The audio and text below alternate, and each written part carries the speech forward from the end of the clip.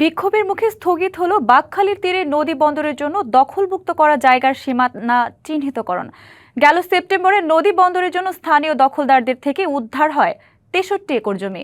বুধবার এসব জমির সীমানা চিহ্নিতকরণের কাজ শুরুর কথা থাকলেও স্থানীয়দের বিক্ষোভের মুখে তা শুরু করা যায়নি। এদিকে সরকারি কাজে বাধা এবং নৈরাজ্য সৃষ্টির অভিযোগে জড়িতদের বিরুদ্ধে আইনগত ব্যবস্থা নেওয়ার কথা জানিয়েছে প্রশাসন। কক্সবাজার শহরের বাঁকখালীর তীরে কস্তুরাঘাট ও খুরুশকুল সংযোগ সেতু এলাকায় নদীবন্দর নির্মাণকে ঘিরে দ্রুত পরিবর্তন হয়েছে তীরভূমির চিত্র। কয়েক মাস আগেও এখানে ছিল শতাধিক অবৈধ স্থাপনা। সেপ্টেম্বরে বাঁকখালী নদীর এসব অবৈধ স্থাপনা উচ্ছেদে অভিযান চালায় বিআইডব্লিউটিএ কর্তৃপক্ষ।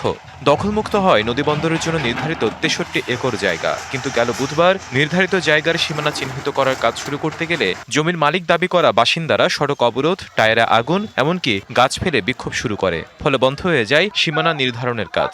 ওনারা ওনাদের ক্ষমতার অপব্যবহার করে আমাদের জমিগুলো কেড়ে নিতে চাচ্ছে। স্বাধীন দেশে এটা কাম্য নয়।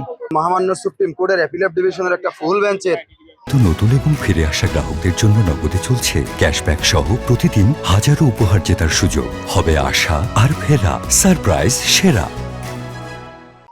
যে আদেশকে ওনারা তুচ্ছ তাচ্ছিল্য করে আমাদের নিজস্ব মালিকানাধীন জমিগুলো তারা ঘেরাও করার জন্য তারা একটা পায়তারা করছে। আজকের দিন পর্যন্ত কাজ না ক্লিয়ার আছে, এরপরেও এরা আমাদের এই কাগজগুলোকে কোনো ধরনের বিবেচনায় কেন আনে না? আমাদের জায়গা আমরা দিব না, একা একা তিনবার আমাদের কুমার ভেঙে দিছে, এখন ওরা অবৈধভাবে গিতে আসছে। তবে রবিবার থেকে শুরু হয়েছে সীমানা চিহ্নিতকরণের কাজ। সংশ্লিষ্ট কর্তৃপক্ষ জানায়, এ ঘটনায় আইনগত ব্যবস্থা গ্রহণের পাশাপাশি পরবর্তীতে নদী বন্দরের দখলমুক্ত বাকি জায়গার সীমানা চিহ্নিতকরণের কার্যক্রমের উদ্যোগ নেওয়া হবে।